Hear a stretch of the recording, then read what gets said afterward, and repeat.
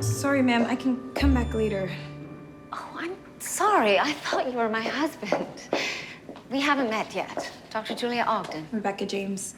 Rebecca James appears because I have a cleaner in the morgue, and she's probably been working there before I even had to return, because now I'm back in the morgue, which wasn't something I planned. When I arrive, we have this cleaner, and she says a few things to me over the weeks, which are really curious. She seems to know a lot about what I'm doing and has great insights. Oh, no.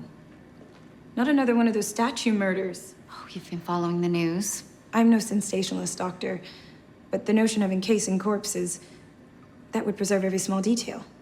I would think it would make your job a bit easier.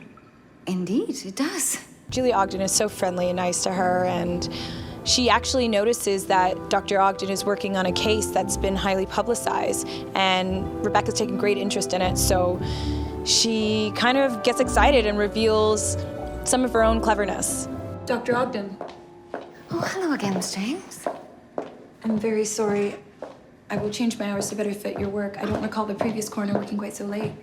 No, don't let me disturb you. I'm just here to collect some papers. I think that Ogden and Rebecca will be professional friends. I think that Ogden will probably be Rebecca's champion in a few instances. I think Rebecca will also prove to be very useful in the morgue. I couldn't help noticing that this bone is at an odd angle. Yes, it seems the poor fellow had a fracture that didn't heal properly.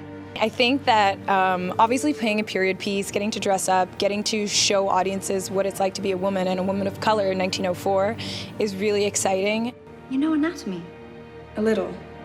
Bones are endlessly intriguing. But I should let you go.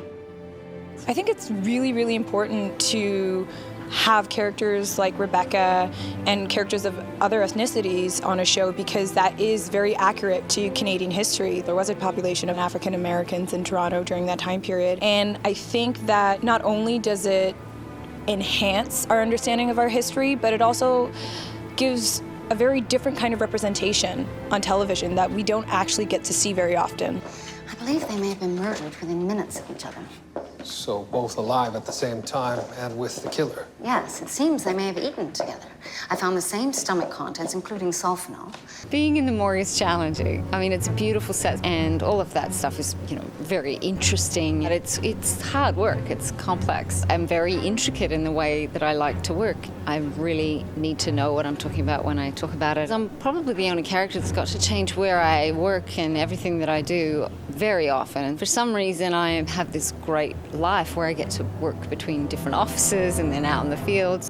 What else? He sustained 5 stab wounds. Look at this photo. According to the report, this is the fatal wound. The knife entered an oblique angle. And that's a running theme throughout the show, that we love it when we get to work together. So there are many opportunities for us to do more of that now. They just make that a lot of fun when I have to get down and dirty with the bodies.